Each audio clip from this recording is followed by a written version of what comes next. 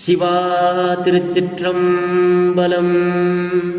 தென்னாருடைய சிவனை போற்றி, எந்நாட்டவர்க்கும் இறைவா போற்றி. நமச்சிவாய வாழ்க, நாதன் தாள் வாழ்க.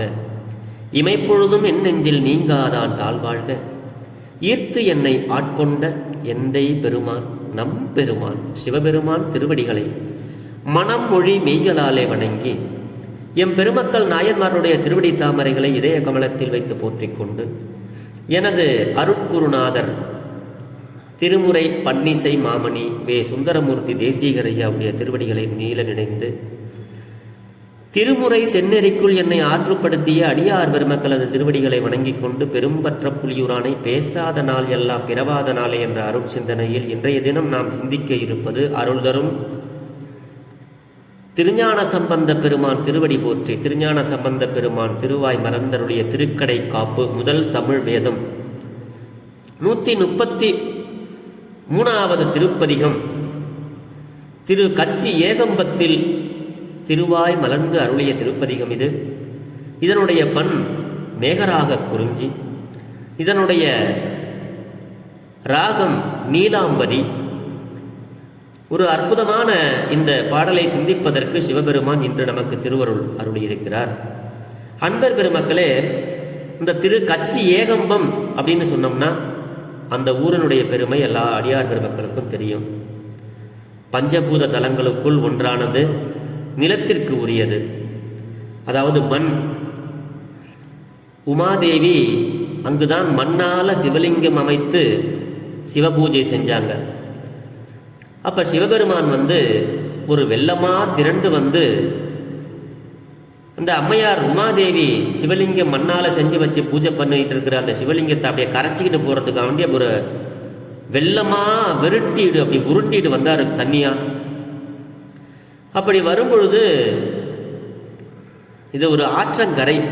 அந்த ஆற்றங்கரையில தான் உமாதேவி பூஜை பண்றாங்க, மணலால சிவலிங்கம் அமைத்து. அதை சுந்தரமூர்த்தி சுவாமிகள் தன்னுடைய கச்சி ஏகம்பனுடைய பதியில பாடினதுல வெள்ளம் காட்டி வெருட்டிட அஞ்சி வெறுவி ஓடி தழுவ வெளிப்பட்ட கள்ளக்கம்பனை எங்கள் பிரானை காண கண்ணடியேன் பெற்றவாறு அப்படிங்கிற அந்த வரிகள் இந்த காஞ்சிபுரத்தில் நாம் சிந்திக்கக்கூடிய ஒரு வரிகள்.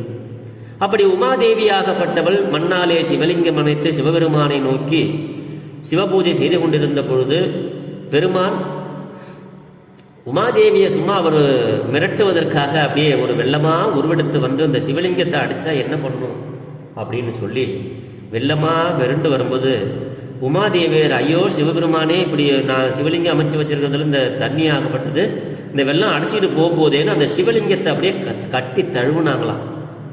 அப்படியே அது சிவலிங்கமா மாறி போச்சான். அப்படி கட்டி தழுவும் பொழுது உமாதேவியினுடைய மார்பகங்கள் அந்த மணலால செய்யப்பட்ட அந்த சிவலிங்கத்தின் மீது பதிந்தன. அந்த பதிந்த அந்த இடம் இன்னமும் திரு கச்சி ஏகம்பத்தில் அந்த மணலால ஆனப்பட்ட சிவலிங்கமானது அப்படியே சிவலிங்க திருமேனியா மாறிடுச்சு. அதுதான் கர்ப்பகிரகத்தில் இருக்கு. இன்னைக்கும் பார்க்கலாம் உமாதேவியினுடைய அந்த மார்பகங்கள் பதிந்த சுவடுகள் சிவலிங்கத்தின் மீது திரு கச்சி ஏகம்பத்திலே இன்னமும் இருக்கிறது. அப்படிப்பட்ட ஒரு அருமையான தலம்தான் இந்த கச்சி ஏகம்பம். உமாதேவி தன்னுடைய இடப்பாக கண்ணை சுந்தரமூர்த்தி சுவாமிகளுக்காக அளித்த திருத்தலம் இந்த கச்சி ஏகம்பம். இதை பற்றி நம்ம நிறைய சொல்லிக்கிட்டே இருக்கலாம். இந்த கச்சி ஏகம்பத்தை போய் நம்ம தொழுது ஏற்றணும்னா நம்மளுடைய இடர்கள் எல்லாம் கெடும். நம்ம என்ன கேட்குறோமோ கேட்குறதெல்லாம் கொடுப்பார். நம்மளுடைய துன்பங்கள் எல்லாம் போகும். நமக்கு இன்பம் எப்போ வரும்னா துன்பம் போனுச்சுன்னா இன்பம் தான். சுந்தரமூர்த்தி சுவாமிகளுக்கே கண்ணு கொடுத்தாங்க. சுவாமி, இப்படி துன்பப்படுறனே, எனக்கு ஒரு கண்ணை கொடுக்கக்கூடாதா அப்படின்னு சொல்லி வேண்டினாரு. உமாதேவி அந்த காலத்துல தான் அவங்களுடைய இடரை களைஞ்சிட்டு அவங்களுக்கு ஒரு கண்ணு கொடுத்தாங்க. நீங்க தரலன்னா பரவாயில்லைங்க, சுந்தரமூர்த்தி சுவாமிகளுக்கு நான் தரங்க கண்ணுன்னு சொல்லி உமாதேவியார் கொடுத்தாங்களாம். இரக்கம், கருணை, சக்தி தான் கருணை. அப்படி அந்த தலத்திலே அருளிய இந்த பாடல் ஒரு அற்புதமான பாடல். இந்த பாடல்ல சுவாமி நமக்கு என்ன அருளை வழங்குகிறார் அப்படின்னா, சுவாமி எப்பவுமே திருநீற்று மேனியன்க, உடம்பு முழுக்க சுடுகாட்டு சாம்பலை எடுத்து பூசிட்டு பாருங்க. காடுடைய சுடலை புடி பூசி என் உள்ளம் கவர்கல்வன் அப்படின்னு சொல்றாங்க இல்லையா ஞானசம்பந்த சுவாமிகள். அதைத்தான் இந்த பாட்டிலையும் நமக்கு அருளுகிறார். ஆக இந்த பாடலினுடைய சுருக்கம் என்ன அப்படின்னா, திருநீறு பூசிய திருமார்பன் அப்படின்னா உடம்பு, அந்த பெருமானுக்கு திருநீற்று மேனியன். அந்த மார்பு பகுதியில் என்ன பண்ணுவாரா, அந்த பூநூல் போட்டிருப்பாராம். நல்லா போடுவாங்கல்ல, ஆச்சாரிய பெருமக்கள்லாம் போடுவாங்க இல்லையா. அப்படி திருநீறு பூசிய திருமார்பில் பூநூல் கிடந்திலங்க உமாதேவியோடு எழுந்தருளி அங்கே அருள் புரிந்து கொண்டிருக்கின்ற கச்சியுள், கச்சி அப்படின்னா திரு காஞ்சிபுரம், இந்த காஞ்சிபுரத்துள்ள கச்சி ஏகம்பம்னு சொல்லக்கூடியது. அப்படி எல்லையற்ற குணங்களை உடைய அடியார்கள் எல்லாம் போற்ற, அடியார்களுடைய குணங்களை சுவாமிக்கு எப்படியெல்லாம் அன்பு செய்வார்கள் அப்படிங்கிறத நம்மளால அளவிட்டு சொல்ல முடியாதாம். அதான் எல்லையற்ற அடியார்கள். அந்த அடியாருடைய குணங்களுக்கு எல்லையே இல்லையா. ஏன்னா 63 நாயன்மார்களுடைய அருள் சரிதத்தை எடுத்து நம்ம படித்தோமேயானால் எப்படியெல்லாம் சிவபெருமானுக்கு பல விதங்களிலே மனதால், உடம்பால், வாயால், வாக்கால், இப்படி மனம், மொழி, மெய் அப்படின்னு சொல்லக்கூடிய தொண்டுகளை எல்லாம், சரிகை, கிரியை, யோகம் என்று சொல்லக்கூடிய தொண்டுகளை எல்லாம் செய்து சிவபெருமானுடைய திருவடியை அடைந்ததுதான் பெரிய புராண நூல். அப்படி எல்லையற்ற குணங்களை உடைய அடியார்கள் போற்றப்படுகின்ற எந்தை, என்னுடைய தந்தையாகிய சிவபெருமான் மேவியன்னா அங்க உறைந்திருக்கின்ற ஏகம்பம், அந்த காஞ்சிபுரத்தில் இருக்கின்ற சிவபெருமானை, கள்ளக்கம்பனை தொழுது ஏத்த இடர்கெடும் என்கிறது இந்த பதிகம். ஏற்கனவே நமக்கு நீரணிந்தார் இடர்களையாய் நெடுங்கலம் மேயவனே அப்படின்னு சொல்லி நமக்கு ஒரு இடர்களை என்ற பதிகம் இருக்கு. அதே போலவே இந்த பதிகமும் இடர்களை களையக்கூடிய ஒரு பதிகம் அப்படின்னு சொல்லி நமக்கு அருளி இருக்கிறார் நம்மளுடைய ஞானசம்பந்த பெருந்தகை. அப்படி அருளியதுதான் இந்த பாட்டு. அந்தம் அப்படின்னா எல்லாருக்கும் தெரியும், முடிவு. அணங்கினோடு அப்படின்னா உமாதேவியோடு, பார்வதியோடு இணங்கி அணங்கி அப்படி ஒன்றாக கலந்திருக்கிறார். அந்த வகையில் இந்த பாடல் நமக்கு அருளுகிறது. குறிப்பா சொல்லணும்னா இந்த ஊர் அழகான ஊர்.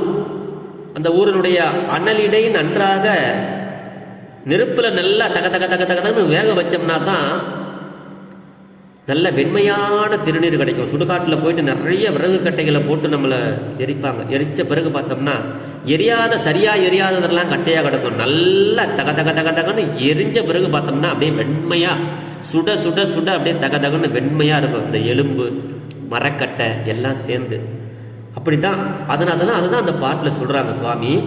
அனலிடை நன்றாக வெந்து வெண்மையான திருநீற்றை பூசியுள்ள மார்பினன் சிவபெருமான் விரிந்த பூநூல் ஒருபால் விளங்கி தோன்ற. இந்த பூநூலானது நல்ல ஒரு கோடு மாதிரி அழகாக சிவபெருமானுடைய உடம்பிலே தோன்றக்கூடிய பெருமான். அந்த ஊர் எப்படிப்பட்ட ஊர் அப்படிங்கிறதையும் இதில் சொல்லுவார். அதுக்கு அடுத்தபடியா மனம் கமழும் கூந்தலினை உடைய உமாதேவியோடு விளங்கும்.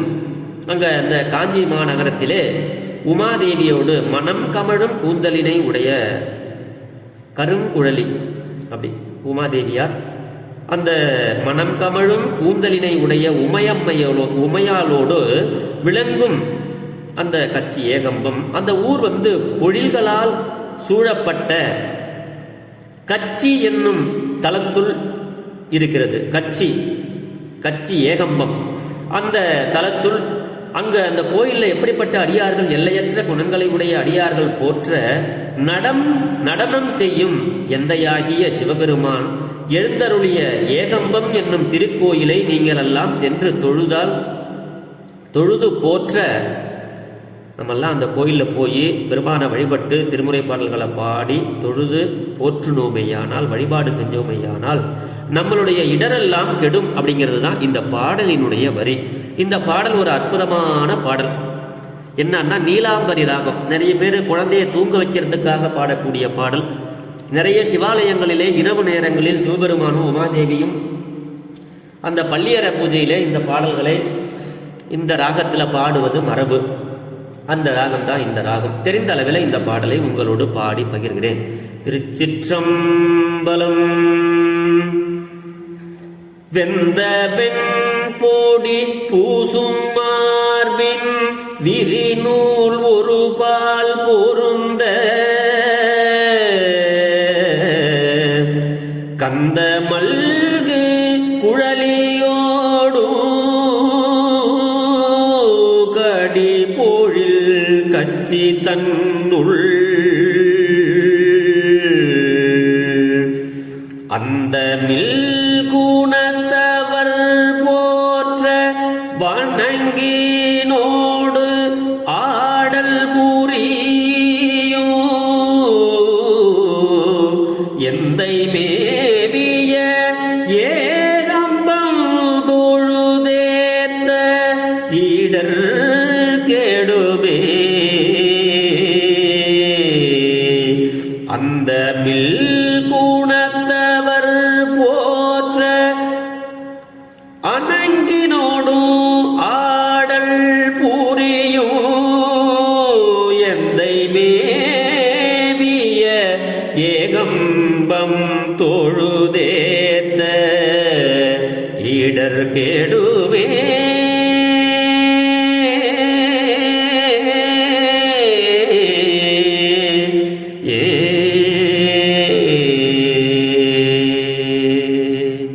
திருச்சிற்றம்பலம். இதுதாங்க இந்த பாடல். இந்த பாட்டில் நமக்கு சுவாமி சுருக்கமா அதுதான் சொல்றாரு. திருநீர் பூசிய திருமார்பினன் சிவபெருமான் அந்த உடம்புல பூநூலை அழகாக இருக்கிறது. உமாதேவியோடு எழுந்தருளி இந்த காஞ்சிபுரம் என்ற கச்சி ஏகம்பத்துள் எல்லையற்ற குணங்களை உடைய அடியார்கள் போற்ற எந்தை மேவிய ஏகம்பம். இந்த ஏகம்பத்தை நாம் எல்லாம் தொழுது ஏற்றினால் நம்மளுடைய துன்பம் எல்லாம் போகும் அப்படின்னு சொல்லி ஞானசம்பந்த பெருந்தகையார் இந்த பாடலில் நமக்கு அருள் செய்கிறார். ஆக நம்ம செய்ய வேண்டியது என்ன அப்படிங்கிறத சுவாமி நமக்கு சுருக்கமா சொல்லிட்டாருப்பா. எப்பா சிவபெருமான்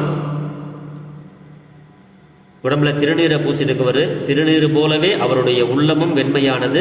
நீங்கள் தொழுது ஏத்து அவர்களை வழிபாடு செஞ்சு அவருடைய சிவாலயங்களுக்கு சென்று திருமுறை பாடல்களை பாடி அவரிடம் உங்களுடைய துன்பங்களை எடுத்துச் சொன்னால் இடர்களை தீர்த்து உங்களை இன்பமாய் வாழ வைக்கக்கூடிய எளிமையான கருணை கடவுள் சிவபெருமான். இதுதான் இந்த பாடலுடைய பொருள்.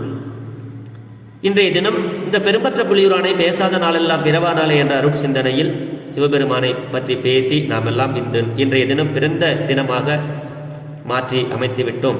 அன்பர் பெருமக்களே, இது போன்ற பாடல்களை சிவபெருமானிடத்தில் மனம் ஒன்றி பாடி அவன் அருளை பெற்ற நாளும் அலமோடு வாழ்வோம் என்று சொல்லி பெரும்பற்ற புலியூரானை பேசாத நாளெல்லாம் பிறவா நாளே என்ற அருட் சிந்தனையை நிறைவு செய்கிறேன்.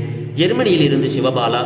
குறைவில்லாத உயிர்கள் வாழ்க, மேன்மைகொள் சைவ நீதி விளங்குக உலகமெல்லாம். ஆளவாய் சிவனடியே சிந்திக்கப் பெற்றேன், இன்பமே என்னாலும் துன்பமில்லை. ஆழ்க தீயது எல்லாம் அரண் நாமமே சூழ்க, வையகமும் துயர் தீர்கவே வாழ்க சீர் அடியாரெல்லாம். சிவா. திருச்சிற்றம்பலம்.